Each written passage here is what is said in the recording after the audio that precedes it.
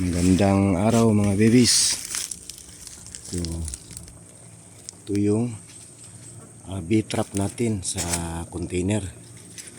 So marami-rami na siguro sila kasi nga yung iba nasa labas na.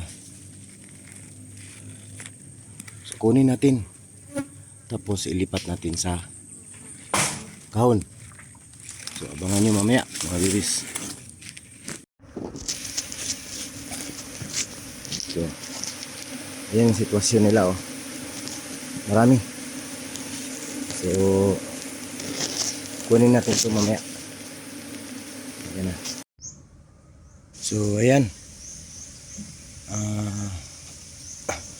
napasok na namin dun sa loob yung tatlong saray niya. Kunti pa lang yung honey. Siguro nasa 7 saray, 3 lang yung nilagay namin. Tapos hindi namin nahuli si Queen. So okay lang, kahit hindi namin nahuli si Queen. Yung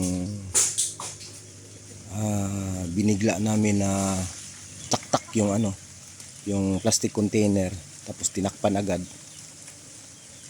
I'm sure andun si Queen sa loob kasi nga ayan isa-isa na silang pumapasok doon sa loob. Pero sa kabutihang palad, kahit hindi natin nahuli si Queen, hindi natin nailagay sa cage, pero yung entrance naman natin merong Queen excluder. So kahit mag-swarm sila bukas o mga ilang araw mula ngayon, babalik pa rin sila sa kahon kasi nga si Queen hindi makakalabas kasi yung entrance nila merong Queen excluder. So ayan tatanggalin natin yan, yung Queen excluder, pag sure na tayo na hindi na sila lalayas. Yung may mga palatandaan na hindi sila lalayas, kagaya ng magdadala ng yung mga female worker ng pollen.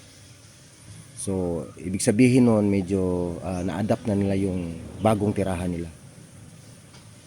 So at least papano hindi natin bubuksan para pakawalan si Queen lalo na pag naka-cage, kasi nga hindi na tayo kampante na tayong kung sakasakaling magsaswarm sila, meron namang Queen excluder, maiiwan talaga si Queen at babalik yung mga worker dito sa box, kasi nga si Queen naiwan dun sa loob, hindi makakalabas dahil sa Queen excluder. So, salamat po sa panonood mga babies. Ingat po tayong lahat, pagpalain po tayo ng buong may kapal. Let's see the beast.